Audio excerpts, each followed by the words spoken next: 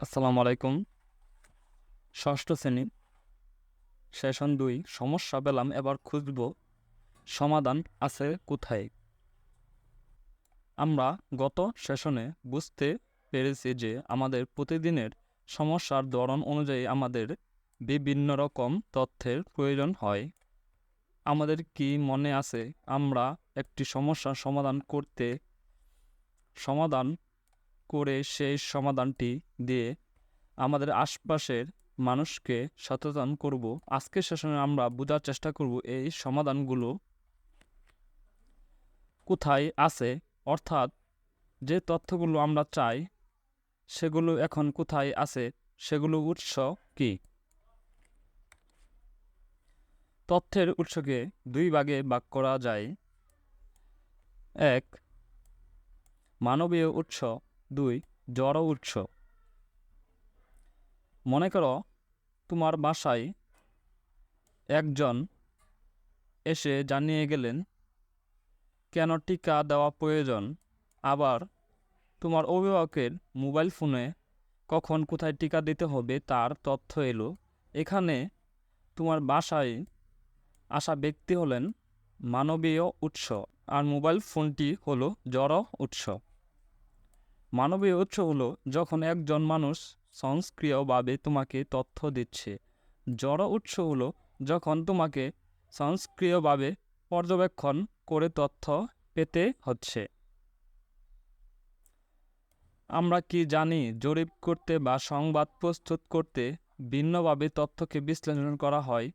এক্ষেত্রে তথ্যের উৎসকে অন্য দুইভাবে দেখা হয়। সেগুলো হলো: 1. প্রাথমিক উৎস বা মূল উৎস, 2. মাধ্যমিক উৎস বা পরোক্ষ উৎস, 3.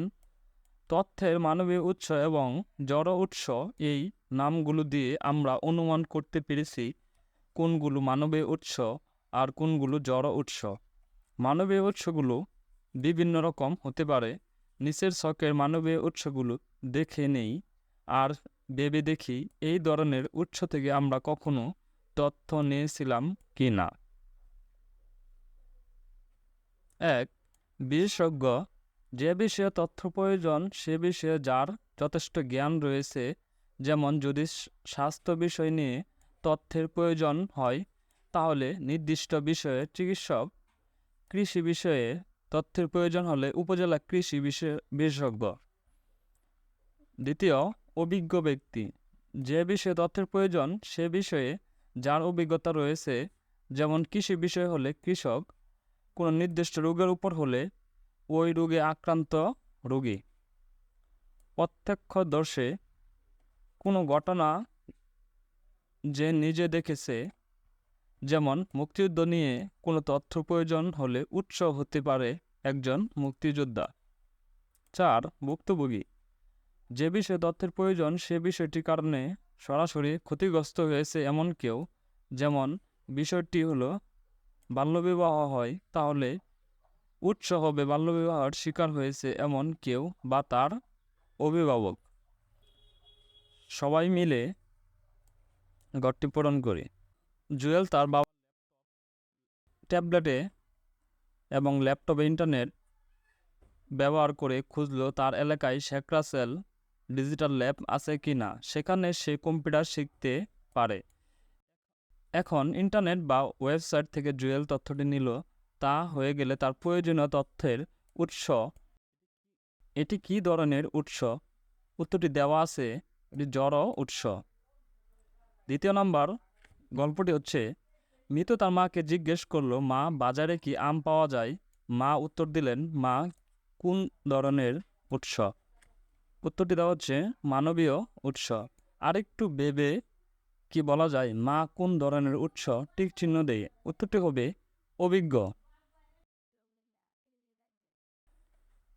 আরেকটি গল্প দেখি। মিতু ও তার বন্ধুরা মিলে ঠিক করলো বিদ্যালয়ে একটি বাগান করবে, কিন্তু তারা জানে না তাদের এলাকার মাটি এবং আবহাওয়া জন্য কোন গাছ উপযোগী। সেই গাছের যত্ন কিভাবে নিতে হবে তাদের বিদ্যালয়ের মালি এসে তাদের প্রয়োজনীয় তথ্য দিয়ে সাহায্য করলেন। বিদ্যালয়ের মালি কী ধরনের উৎস? উত্তরটি হবে মানবীয়। আরেকটু বেবিকে বলা যায় মালিক কী ধরনের উৎস টিক চিহ্ন দিয়ে বোঝায়। অভিজ্ঞ বিশেষজ্ঞ এখানে আবারও হবে অভিজ্ঞ। আরেকটি গল্প আমরা দেখি। তুমি বিদ্যালয়ে যাওয়ার পথে করোনা ভাইরাস বিষয়ক একটি পোস্টার দেখতে পেলে। করোনা ভাইরাস সম্পর্কে তোমার মনে কিছু প্রশ্ন ছিল। পোস্টার পড়ে তুমি সেই প্রশ্নগুলোর উত্তর পেলে। পোস্টার কী ধরনের উৎস? উত্তর জড় উৎস। ইন্টারনেটে তথ্য অনুসন্ধানের ক্ষেত্রে যে বিষয়গুলো মাথায় রাখতে পারি, তোমার যদি ইন্টারনেট ব্যবহার সুযোগ থাকে এবং ব্যবহারের জন্য পরিবারের অনুমতি থাকে, তাহলে ইন্টারনেট ব্যবহার করে তথ্য অনুসন্ধানের চেষ্টা করতে পারো। তবে মনে রাখবে, যদি ইন্টারনেট না থাকে তাহলে সেটি নিয়ে মন খারাপ করার কিছু নেই। এটি ছাড়াও আমরা এই বিষয়ে খুব ভালো করে শিখতে পারবো। যারা এই ডিজিটাল প্রযুক্তি আবিষ্কার করেছেন তারা কিন্তু তাদের বয়সে এই প্রযুক্তিগুলো পাননি। তোমাদের মধ্যেই কেউ কেউ আগামী দিনে প্রযুক্তিগুলো আবিষ্কার করবে, যেগুলো আমরা এখন কল্পনাও করতে পারছি না। সার্চ ইঞ্জিনের মাধ্যমে আমরা সাধারণত ইন্টারনেটে তথ্য খুঁজে থাকি। সার্চ ইঞ্জিন হলো এক ধরনের মাধ্যম যার সাহায্যে ইন্টারনেটে থাকা সব তথ্য থেকে আমরা প্রয়োজনীয় তথ্যগুলো পেতে পারি। সবচেয়ে পরিচিতি সার্চ ইঞ্জিন হলো গুগল, এছাড়া আছে being, Baidu, Yahoo, ask.com। Search দেওয়ার পর তুমি দেখতে পাবে অনেকগুলো ওয়েবসাইট সাজেশন বা ফলাফল আসে। এক্ষেত্রে অধিকাংশ সময় সবার আগে আসে উইকিপিডিয়া সব তথ্য কিন্তু নির্ভরযোগ্য নয়।